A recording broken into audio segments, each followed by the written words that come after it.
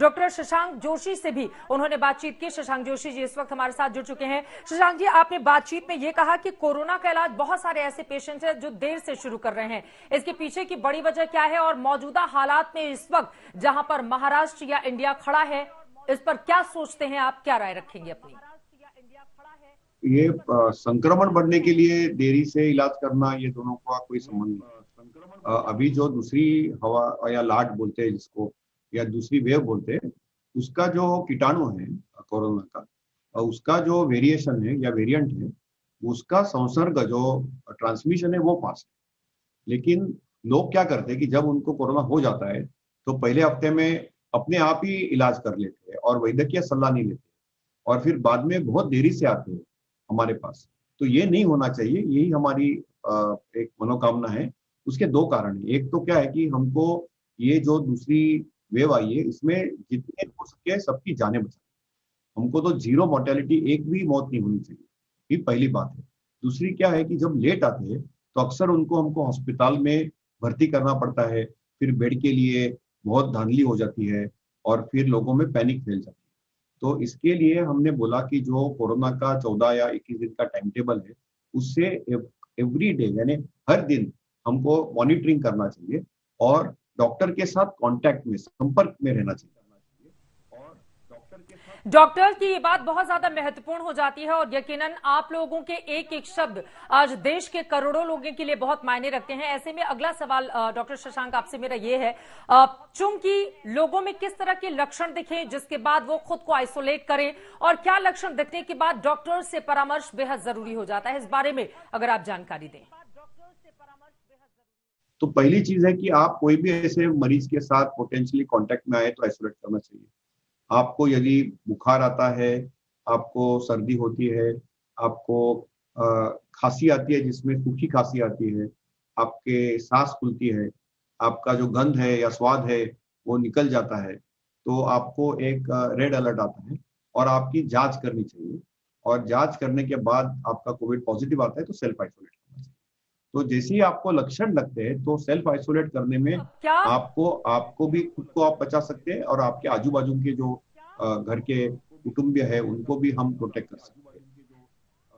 Doctor Shashank, क्या हल्के सर्दी जुकाम खांसी में भी डॉक्टर से परामर्श बेहद जरूरी हो जाता है? क्योंकि मौजूदा वक्त ऐसा है, चारों तरफ अफरा तफरी का आलम है, लोगों को समझ में नहीं आ रहा, अगर उनके गले में खराश भी आ जा रही है तो लोग बहुत ज्यादा परेशान हो जा रहे हैं। ऐसे में सामान्य लक्षण वाले मरीजों के लिए आप क्या सलाह देंगे? सामान्य लक्षणों के जो मरीज है उनको हमारे पास दो ऑप्शन है। एक तो आपके डॉक्टर्स के साथ आप वीडियो कॉल द्वारा या फोन द्वारा संपर्क करें। हमारी भारत सरकार के पास भी ई संजीवनी करके एक पोर्टल है, सेहत करके सीनियर सिटीजन के लिए पोर्टल है, वहां पे भी doctor including all India institute of medical sciences की अवेलेबल है, तो उनके साथ आप विचार विमर्श कर सकते हैं। तो वैद्यकीय मार्गदर्शन लेना ये बहुत जरूरी है, क्योंकि फिर आपको एक राय लगती है, क्योंकि डॉक्टर को ही पता चलता है कि यह मामूली सर्दी बुखार है कि कोविड वाला सर्दी बुखार है, और जांच की जरूरत है कि नहीं है, दवाई चालू करने की जरूरत है कि नहीं है, इसकी कैसी निगरानी करनी चाहिए। इसलिए हमारा एक ही सबसे दरख्वास्त है कि आपके डॉक्टर के साथ आप संपर्क में रहना बहुत जरूरी है।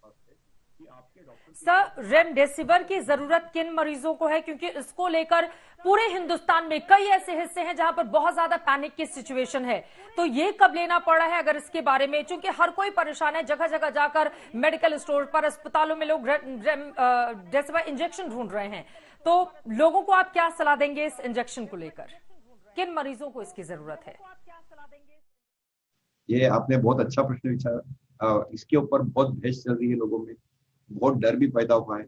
तो पहली बात है कि ये एक्सपेरिमेंटल दवाई है। ये दवाई जो है ये इबोला वायरस के लिए तैयार की गई दवाई, और ये जो इंजेक्शन है ये पहले 9 दिन में ही कोरोना में काम करता है और 5 ही दिन चलता है। तो इसके लिए इसका ये डोसिंग शेड्यूल है। ये अस्पताल में ही देना चाहिए जिन मरीजों को ऑक्सीजन की जरूरत है, और ये दवाई लेने से हमारी हॉस्पिटल के 2-3 दिन बच जाते हैं, रिकवरी फास्ट होती है, लेकिन इससे जान नहीं होती। इसके ऊपर बहुत संशोधन हुआ है ये दवाई के ऊपर, और दुनिया में 4 बड़े ट्रायल हुए जिन्होंने उसमें देखा कि किसी का भी मृत्यु दर बदला। तो ये लाइफ सेविंग दवाई होगी, इससे जीवन बचता नहीं, लेकिन इससे रिकवरी फास्ट होगी। अस्पताल में बेड से घर जाने के लिए सुविधा ज्यादा होती है, सिम्टोमेटिक रिलीफ मिलती है।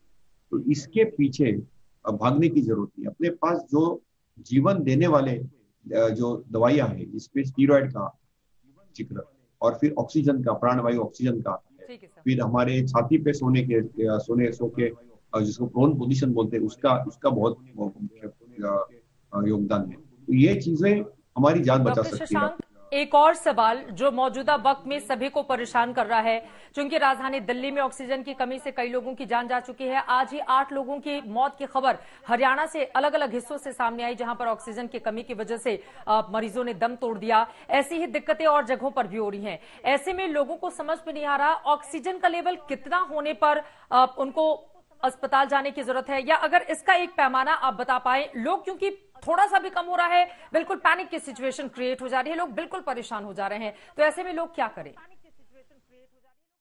हमारे शरीर में हम ऑक्सीजन मेजर करते हैं पल्स ऑक्सीमीटर से, और ये पल्स ऑक्सीमीटर क्या करते हैं, विश्राम करते समय हम चेक करते हैं, तो ये 93 के नीचे होनी नहीं चाहिए, यानी 93 के नीचे नहीं होनी चाहिए, 93%। और फिर क्या करते हैं, हम 6 मिनट एक चलते हैं थोड़ा सा, और 6 मिनट चलने के बाद हम वापस एक बार ये नापते हैं ऑक्सीजन की सैचुरेशन की मात्रा, और इसमें 3% का ड्रॉप हो या 93 के नीचे आ जाती है लेवल, तो एक रेड अलर्ट सिग्नल आ जाता है, और त्वरित आप डॉक्टर से संपर्क करके ऑक्सीजन की प्रोविजन करके, स्टीरॉयड की दवाई चालू करके, क्योंकि कई बार अस्पताल का बेड भी लेना पड़ता है, तो ये रेड सिग्नल। सर, ये महत्वपूर्ण बात आपकी ओर से कही गई है। एक आखिरी सवाल का जवाब जरूर मैं आपसे जानना चाहूंगी। आप महाराष्ट्र कोविड टास्क फोर्स के सदस्य भी हैं, और प्रधानमंत्री नरेंद्र मोदी ने आज मन की बात में भी आपसे बहुत सारी बातों को शेयर करवाया, और बहुत जरूरी भी हो जाता है, डॉक्टर्स जब अपनी बात रखते हैं तो पूरा देश गौर से उनकी बातों को सुनता है और उन्हें अमन मिल जाता है। 1 तारीख से 18 साल से ज्यादा उम्र के लोगों का वैक्सीनेशन शुरू होने के लिए जा रहा है। महाराष्ट्र हम सब ने देखा, बीते 1 सालों की बात करें या कोरोना का फर्स्ट फेज हो या जो ये दूसरी वेव इस वक्त चल रही है वो हो, बहुत ज्यादा जूझता रहा है। ऐसे में 18 साल से ज्यादा उम्र के लोगों की जिनकी वैक्सीनेशन की शुरुआत 1 मई से होने के लिए जा रही है, उनको क्या सलाह देना चाहेंगे आप? देखिए, ये सेकंड वेव की लक्षण ऐसे थे कि इसमें युवा वर्ग और बच्चों को भी कोरोना बाधित, तो इसलिए, और हमारे जो काम करने वाले लोग हैं, और अभी जो कोरोना लग रहा है लोगों को, वो यंग पॉपुलेशन में लग रहा है। तो 45 to 18 की जो पॉपुलेशन है, उसको भी भारत सरकार ने योग्य देखा है कि उनको भी जो राज्यों में कोरोना का प्रभाव बहुत ज्यादा है, वहां पे वो लोकल लेवल पे डिसीजन लेके उनको वैक्सीनेट कर सकते हैं, और करना भी चाहिए। क्योंकि हमको क्या है कि जितना हमारे जो आबादी है, जितनी आबादी को हम जितने ज्यादा वैक्सीनेट कर पाएंगे, उससे ही अपने को कोरोना से प्रोटेक्शन मिलेगा। बिल्कुल सर, ये महत्वपूर्ण जानकारी यकीनन जो आपने शेयर की है हमारे दर्शकों तक पहुंची है। वो इन तमाम बातों को बहुत गौर से न सिर्फ सुने होंगे बल्कि उम्मीद यही कि पूरा अमल भी करेंगे। बहुत शुक्रिया आज तक से जुड़ने के लिए और ये तमाम जानकारी हमारे साथ डॉक्टर शशांक साझा करने के लिए। मन की बात कार्यक्रम में भी आपने सुना और आज तक ने भी अपने माध्यम से ये कोशिश की है कि तमाम डॉक्टर्स की बातें आप तक पहुंचाई जाए, क्योंकि मौजूदा वक्त में जो लोग अपने घरों के भीतर हैं, क्योंकि सेल्फ क्वारंटीन किया जाना बहुत जरूरी है। घरों से बाहर तभी निकले जब बहुत ज्यादा जरूरी हो, क्योंकि अभी एक आपातकाल की स्थिति जो कोर्ट के शब्दों में हम कहें हिंदुस्तान में देखने को मिल रही है। इसी वजह से मास्क आप जरूर पहने और बहुत जरूरी हो तभी आप घर से बाहर निकले। अपनों का, अपने परिवार वालों का खास ख्याल रखें।